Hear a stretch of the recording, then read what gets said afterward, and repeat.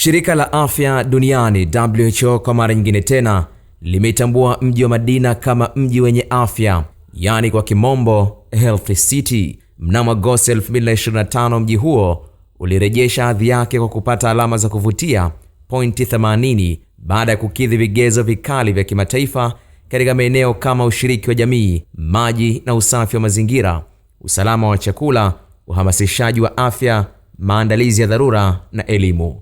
Madina sasa inashika nafasi ya pili huko Mashariki ya Kati baada ya Jeddah, miongoni mwa miji mikubwa yenye watu zaidi ya milioni 1 iliyoidhinishwa na WHO. Hii ni sehemu ya mpango wa Saudi Arabia wa Vision 2030 unaolenga kuhakikisha kuwa miji mitukufu si maeneo ya ibada bali ni vituo vya maisha bora na endelevu. Wataalamu wa afya wanasema kuwa Madina imekuwa maabara hai ambapo maadili ya kidini na sayansi ya kisiasa ya mijini vimekutana.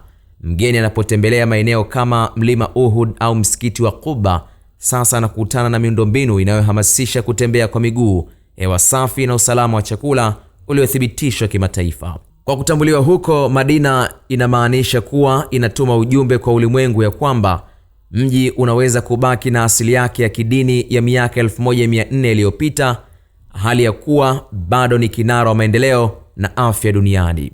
Madinatul Munawwar ni kitovu cha pili kwa utakatifu katika ulimwengu wa Kiislamu na umeendelea kuandika historia baada ya kuthibitishwa tena na shirika la afya duniani WHO. Uhusiano wa Madina na Uislamu si wa juzi.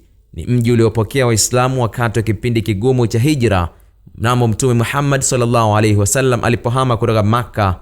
Tangu wakati huo, Madina imekuwa alama ya ukarimu na amani. Uwepo wa Masjid Nabawi, yani msikiti wa Mtume, ambao ndio moyo wa mji huu, unaendelea kuvutia mamilioni ya waumini kila mwaka. Khalid Omar, Kishki TV.